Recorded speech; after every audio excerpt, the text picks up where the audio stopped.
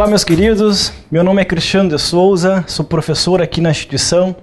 Estamos reunidos aqui num momento muito especial, véspera da prova de vocês, prova para o Ministério Público da União. Nós vamos abordar hoje algumas considerações especiais sobre a legislação aplicada ao MPU.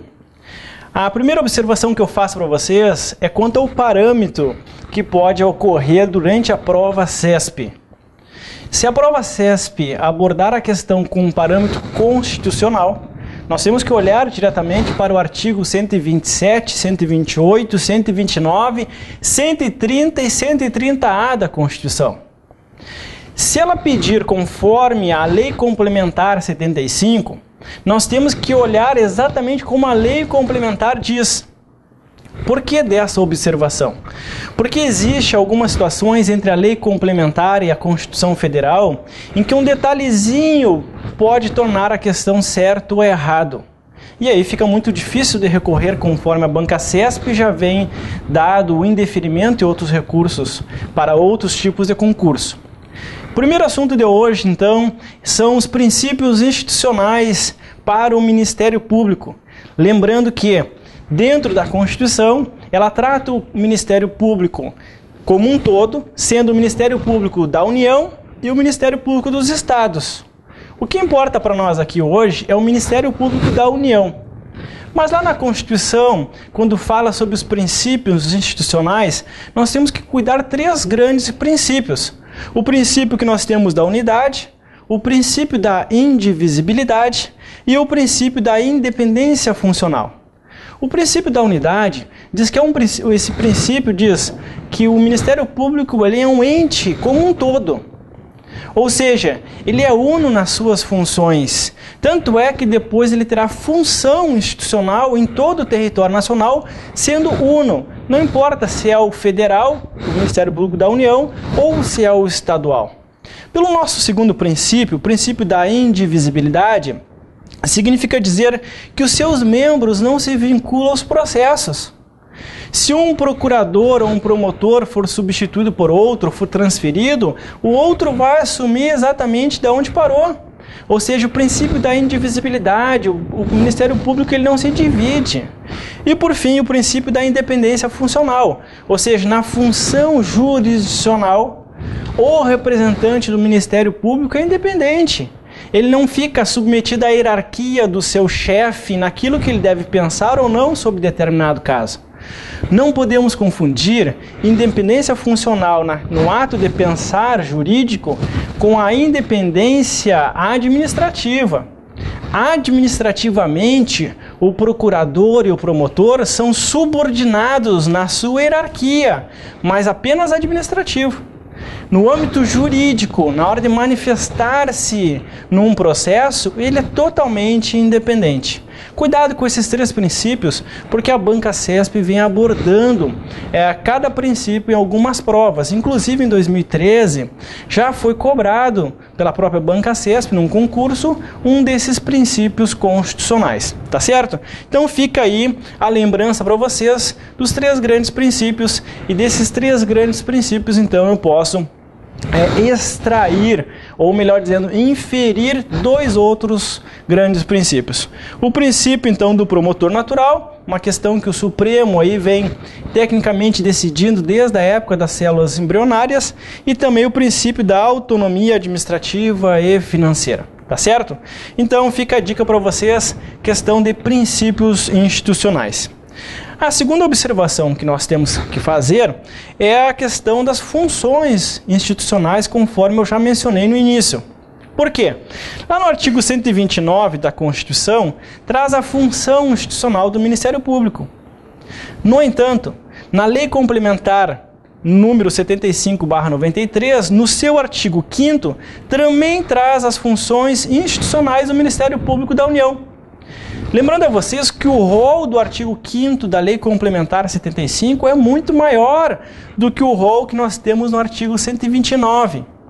E, portanto, quando a banca CESP abordar, conforme a Constituição Federal de 88, são funções institucionais do Ministério Público, deve-se responder conforme o artigo 129 da Constituição. Se a banca CESP cobrar de vocês, conforme Lei Complementar 75, são funções institucionais do Ministério Público da União, ela está querendo a resposta do artigo 5º da Lei Complementar.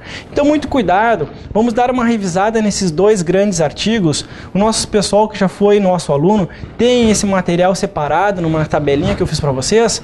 Uma lidinha por cima ali é muito importante sobre esses aspectos, no sentido então da função institucional. A terceira observação que nós temos que considerar é quanto ao tópico garantia dos membros. Garantia dos membros, pessoal, há uma previsão tanto na Constituição Federal quanto na Lei Complementar 75. Lá na Constituição Federal, no artigo 128, nós temos três grandes garantias, ou melhor dizendo, as três garantias dos membros.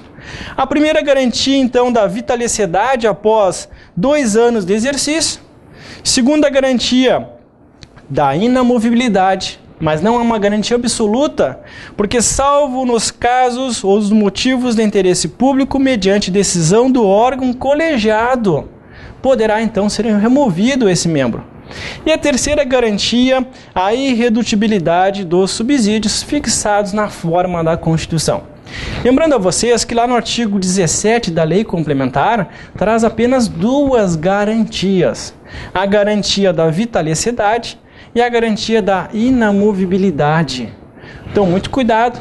A Lei Complementar traz apenas 2 garantias e na Constituição traz apenas 3 garantias. Tá certo? Quarto ponto a ser abordado é o ponto sobre vedações. Vedações que está previsto tanto na Constituição quanto na Lei Complementar. Lá na Constituição, no artigo 128, parágrafo 5º, inciso 2, traz as vedações previstas na própria Constituição. Entre essas vedações, diz que é proibido receber a qualquer título ou sob qualquer pretexto honorários, percentagens ou custas. Ainda é proibido exercer a advocacia. É proibido também participar de sociedade comercial na forma da lei, assim como também é proibido exercer, ainda que em disponibilidade, qualquer outra função pública, salvo uma função de professor, uma função de magistério. E por último, então, é proibido receber a qualquer título ou pretexto auxílios ou contribuições de pessoas físicas ou entidades públicas ou privadas, ressalvadas exceções previstas em lei. Essas mesmas vedações do artigo 128, parágrafo 5º, inciso 2, também estão na Lei Complementar. Artigo 237 da Lei Complementar traz exatamente as mesmas vedações. Tá certo? Cuidado, porque essas vedações a banca CESP também já abordou em outro certame público. Próxima consideração que nós temos, que é a 5ª consideração, é o artigo 18 da Lei Complementar número 75. Artigo 18 trata das prerrogativas do Ministério Público. Essas prerrogativas, pessoal, caíram em todas as provas da banca CESP no tocante a esta legislação. Portanto, o artigo 18 muito importante. Só que esse artigo 18 deve ser desmembrado ou dividido em 2 partes. A primeira parte, que é o inciso 1º desse artigo, que trata sobre as prerrogativas institucionais da própria instituição. E a segunda parte, então, tem que ser abordada aos olhos das prerrogativas processuais da própria pessoa durante a fase do processo ou durante os seus trabalhos. Cuidado, hein? Essas prerrogativas aparecem em todas as provas. Vamos dar uma olhadinha na prerrogativa institucional do artigo 18, inciso 1º, da Lei Complementar 75. E lá diz assim, ó, é uma prerrogativa institucional sentar-se no mesmo plano e imediatamente à direita dos juízes singulares. Ainda, ter ingresso e trânsito livre em razão de serviço em qualquer recinto público ou privado, respeitada a garantia constitucional de inviolabilidade do domicílio. Ainda na mesma prerrogativa institucional, a prioridade em qualquer serviço ou transporte ou comunicação público ou privado no território nacional, quando em serviço de caráter urgente. E, por fim, ter porte de arma independentemente da autorização. Materializando todas essas prerrogativas, este membro terá, então, uma carteira de identidade especial. Essas prerrogativas é da própria instituição.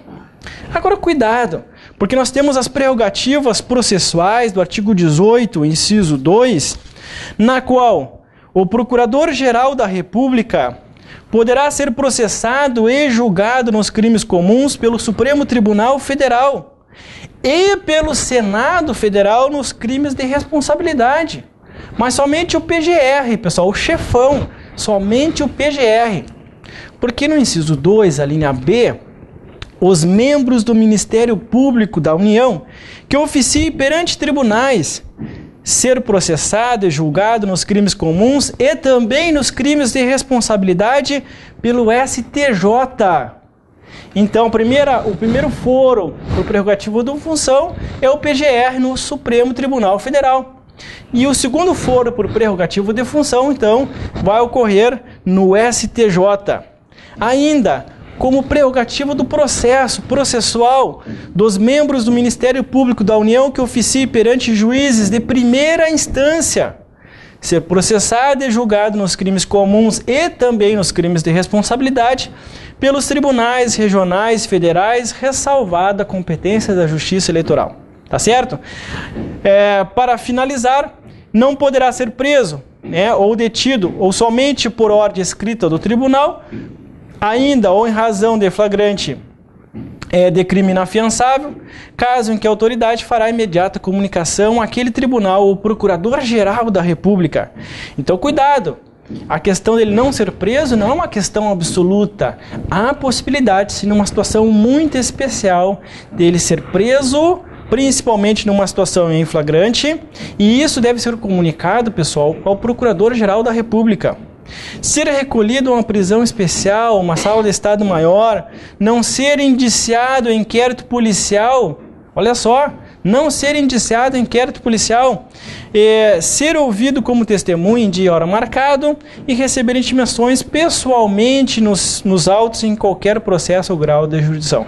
Cuidado, não é que ele não vai ser indiciado por nada, mas nós teremos uma pessoa competente para fazer o indiciamento dele, que não é o delegado de polícia, tá certo? Então, cuidado com o artigo 18, inciso 1 e 2, porque traz aí as prerrogativas, tanto institucionais quanto as processuais do Ministério Público. Nosso sexto ponto que nós temos a fazer as nossas considerações é sobre a ramificação do Ministério Público da União. Eu disse para vocês no início que lá na Constituição Federal existe uma previsão do Ministério Público como um todo. Esse Ministério Público é dividido em Ministério Público da União e Ministério Público dos Estados. No Ministério Público da União, por sua vez, é dividido em 4 ramos. Ou seja, há uma divisão do Ministério Público da União. Quem faz o concurso para procurador, nesses casos, ele vai escolher qual dos ramos ele vai fazer o concurso.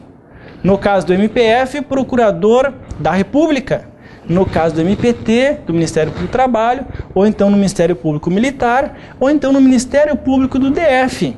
Ele faz concurso específico para isso. No nosso caso, nós estamos fazendo concurso para servidor do Ministério Público da União. E se você passar naquilo que nós acreditamos e temos plena confiança no seu conhecimento, você poderá ser designado em qualquer um desses ramos, no MPF, no MPT, no Ministério Público Militar ou então no MP do Distrito Federal. Cuidado! Aqui no nosso edital trata apenas no que tange da parte dos membros do Ministério Público.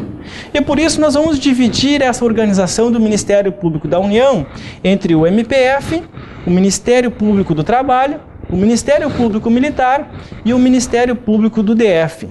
Cada ministério desse, cada ramo desse teve que se organizar. E nessa organização, a própria Lei Complementar 75 acabou disciplinando cada tipo, ou melhor dizendo, acabou disciplinando cada elenco de atribuições dadas aos seus órgãos. Mas que órgãos são esses? Pessoal, nós temos 8 grandes órgãos dentro de cada ramo. E aqui existem algumas pegadinhas que nós vamos citar a partir de agora. Para que vocês possam perceber isso, meio que a toque de caixa na véspera da prova, nós montamos um quadro especial e aí nesse quadro eu vou salientando algumas observações. Os nossos alunos que tiveram aula conosco, vocês podem acompanhar esse próprio quadro naquelas tabelinhas que eu forneci para vocês. Os nossos queridos colegas que estão acompanhando nesse momento, fiquem bem tranquilos que nós vamos falar tudo que existe nessas tabelas exatamente nesse momento para vocês. Então eu peço para o nosso colega câmera focar bem o nosso quadro. E aí, como salientei para vocês, o Ministério Público da União é dividido em 4 grandes ramos. O Ministério Público Federal, que é composto então nessa primeira linha, o Ministério Público do Trabalho, também composto na segunda linha, o Ministério Público Militar e o Ministério Público do DF. Cuidado, porque cada ramo desse aí apresenta 8 órgãos. Chefiando o Ministério Público, vamos arrumar aqui, chefiando o Ministério Público Federal, nós temos o Procurador-Geral da República. E um cuidado especial é que o Procurador-Geral da República, além de ser o chefe do MPU, ele também é o chefe do MPF. O Procurador-Geral da República, além de ser o chefão, pessoal, do Ministério Público da União, ele é chefe do primeiro ramo, Ministério Público Federal. Então vamos acompanhar lá no nosso quadro cada um desses pontos e eu vou citando cada uma das características principais desses órgãos. Então, como chefe do Ministério Público Federal, eu tenho o PGR, Procurador-Geral da República. O segundo órgão é um colégio de República de Procuradores. O colégio, pessoal, gravem isso, é composto por todos os membros da carreira, daquele ramo. O terceiro órgão é o Conselho Superior do Ministério Público. Claro que cada um terá o seu conselho, então eu terei o Conselho Superior do Ministério Público Federal, eu terei o Conselho Superior do Ministério Público do Trabalho, eu terei o Conselho Superior do Ministério Público Militar, assim como também eu terei o Conselho Superior do Ministério Público do DF. Os conselhos superiores, eles possuem, na via de regra, uma composição semelhante. Ou seja, na grande maioria, eles são compostos por 9 membros. Geralmente, 10 membros. O presidente e o vice-presidente. Depois nós temos 4 subprocuradores, eleito entre todos, e 4 subprocuradores eleitos entre os próprios subprocuradores, seus pares. Mas cuidado! O Conselho Superior do Ministério Público Federal é exatamente composto da mesma forma que o Conselho Superior do Ministério Público do Trabalho e do Conselho do Ministério Público do DF. O que nós temos de diferente aqui é lá no Conselho do Ministério Público Militar, lá que tem que ser tomado cuidado. Porque no artigo 128 da Lei Complementar 75, fala que a composição do Conselho Militar será formado pelo Procurador-Geral da Justiça Militar, o seu Vice-Procurador-Geral e, em segundo, todos os subprocuradores gerais da Justiça Militar. Então, cuidado, pessoal. Se confrontarmos aí o artigo 54, artigo 96, artigo 128 e 163, o único patinho feio da história aí é o 128. Os demais são exatamente iguais. O quarto órgão que nós temos é a chamada Câmara de Coordenação e Revisão do Ministério Público. Cada órgão, cada ramo também tem a sua Câmara de Coordenação e Revisão. Cada Câmara, pessoal, em ambos os ramos, é composta por 3 membros. Naturalmente, nos seus ramos do Ministério Público, nós temos as suas TST, a última instância da Justiça do Trabalho. E no MPF ele irá oficiar tanto no STF quanto no STJ e assim também como no TSE. Nosso 7º órgão que nós temos, então seguindo a nossa sequência lá, nós temos os procuradores regionais que vão atuar na segunda instância. Então, no MPF, na primeira linha, eu tenho Procurador Regional da República, que vai oficiar no TRF, Tribunal Regional Federal. Na segunda linha, eu tenho Procuradores Regionais do Trabalho, que irão oficiar nos Tribunais Regionais do Trabalho, no TRT. No militar, então, eu tenho Procuradores da Justiça Militar. Olha só, não é Procurador Regional da Justiça Militar, é apenas Procurador da Justiça Militar. Esses não vão oficiar num segundo grau, porque na Justiça Militar não tem segunda instância. Ou é o auditor da primeira instância e diretamente para o STM. E, portanto, os procuradores da Justiça Militar irão oficiar por força do artigo 143 da Lei Complementar 75 nas auditorias militares. A auditoria militar é a primeira instância. E ao final, então, lá no DF, nós temos o cargo, de promotores, ou melhor dizendo, o órgão de promotores de justiça. Não é promotor regional de justiça, pessoal. É promotor de justiça. Porque o promotor de justiça do DF, por força do artigo 178, ele irá oficiar nas varas da Justiça do Distrito Federal e Territórios. Percebam vocês que na militar e no DF são diferentes do trabalho e do MPF. São diferentes do MPT e do MPF. E por último, pessoal, o oitavo órgão desses ramos do Ministério Público, nós temos os procuradores. Só que cuidado, porque lá no artigo 70 da Lei Complementar 75, se for MPF, é Procurador da República. E o Procurador da República no MPF vai oficiar perante os juízes federais e junto aos tribunais regionais eleitorais, onde não houver sede da Procuradoria Regional da República. Já na questão do Ministério Público do Trabalho, na segunda linha, eu também tenho procuradores, só que são procuradores do trabalho, que por força do artigo 112 irão oficiar no TRT. Percebam vocês que o procurador do trabalho também oficia no TRT juntamente com os procuradores regionais do trabalho.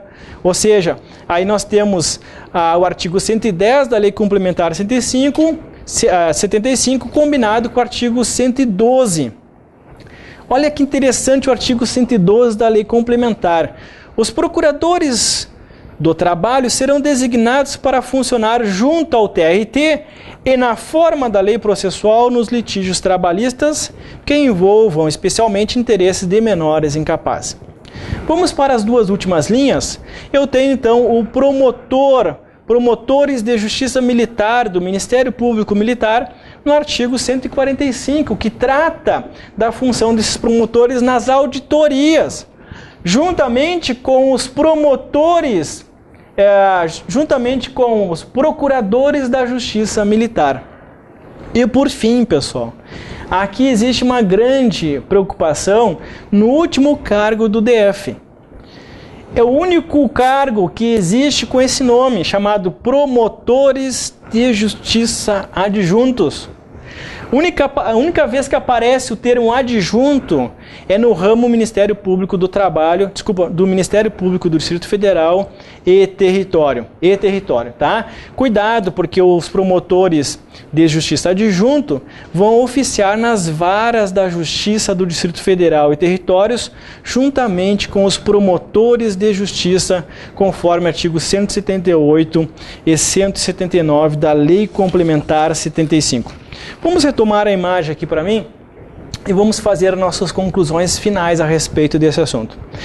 Primeira observação, quanto ao aspecto constitucional, poderá ser abordada essa matéria tanto na parte de direito constitucional, uma pequena parte sobre direito administrativo, mas também na parte de legislação aplicada ao Ministério Público da União. E, portanto, a leitura do artigo 127 128, 129, 130 e 130A da Constituição, pessoal, é uma leitura obrigatória na véspera da prova.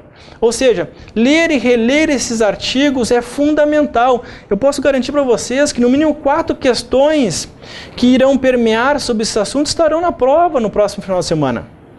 Segunda observação, vamos estudar de forma sistemática, pelo menos pegando esses esquemas, quais são os órgãos, quantos órgãos nós temos. Vai a segunda dica, ler a competência do Procurador-Geral na função de chefe do MPU e também chefe do MPF. Mas cuidado com aquela disciplina que fala do Procurador-Geral como chefe de todo o Ministério Público da União, porque são informações que vêm aparecendo na banca CESP. Essas eram as principais considerações que nós tínhamos para tecer nesse pouco tempo agora que antecede a nossa prova. Desejamos antecipadamente todo sucesso, que sejam coroados e abençoados com a aprovação e o sucesso no qual vocês estão buscando ao longo dessa preparação. Estaremos aqui à disposição de vocês em eventuais situações, tanto nas dúvidas, como até mesmo em seguir nessa trilha ou nesse caminho árduo do concurso público. Portanto, deixo um grande abraço e feliz prova para vocês e depois o merecido descanso. Até mais e boa sorte!